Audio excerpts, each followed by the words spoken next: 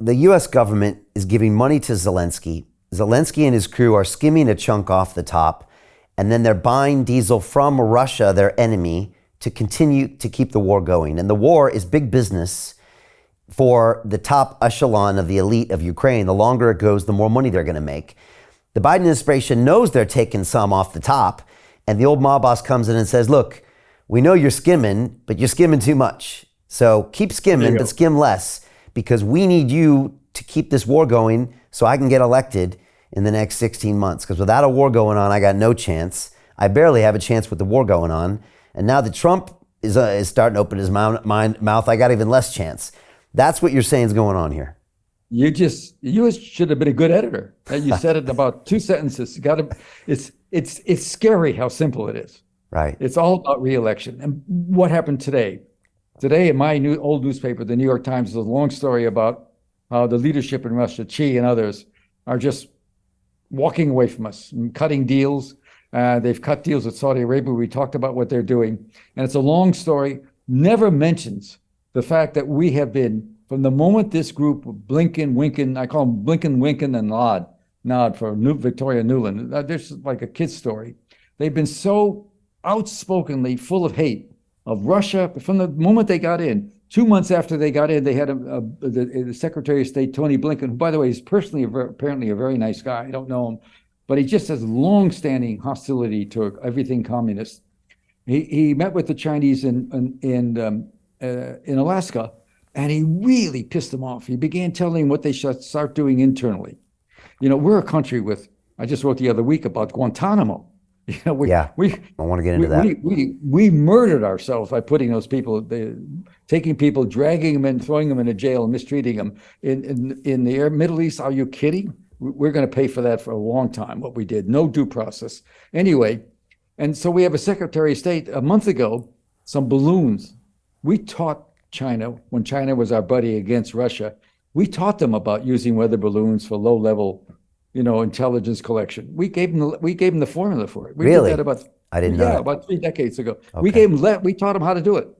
And so the Secretary of State of the United States is supposed to go meet with his counterpart in China. There's been a lot of tension in relationships, and he canceled it because of a balloon that we shot down with a brand new Air Force plane. The plane was an F-22. It was the first combat mission of a plane. The cost overrun in America is always, because it's private enterprise, it's like anybody that has their house redone, there's always extras that the contractor comes to you with. There always is in the airplane business too.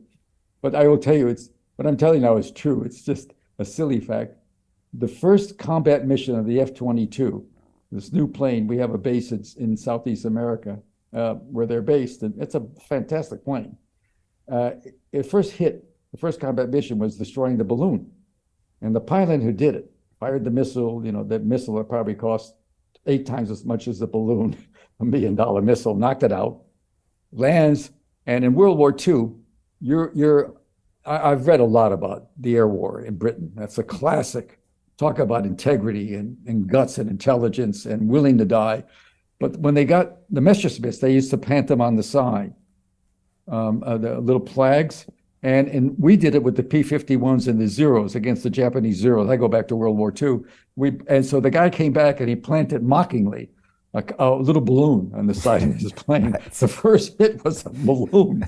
But the Secretary of State won't visit his counterpart because of a balloon. So Jim Rickards has just recorded a video that's not available to anyone in the public, and he's going to be talking about how this upcoming recession is going to be fast, it's going to be bloody, it's going to be nasty. But at the same time, he's going to show you how you can position yourself to profit from all of this chaos.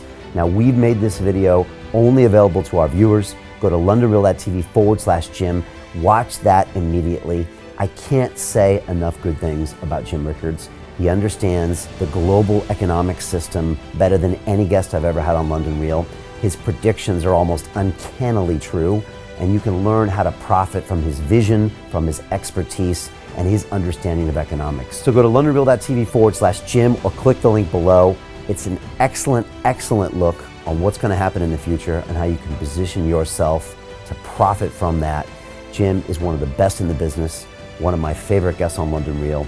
and he's very, very good at predicting the future and showing us all to profit from it. So click the link, and I hope you enjoy.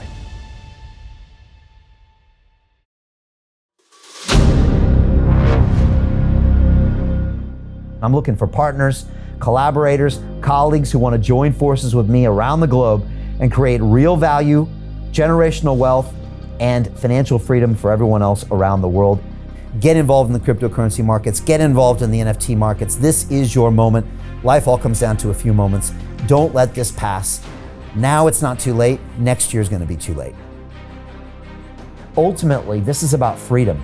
That's the way I see it. This is about giving power back to the people and enabling billions of people worldwide to use the financial markets to improve their lives and those of their friends and their families and their communities. Honestly, I think it's a violation of human rights not to allow people basic access to financial services.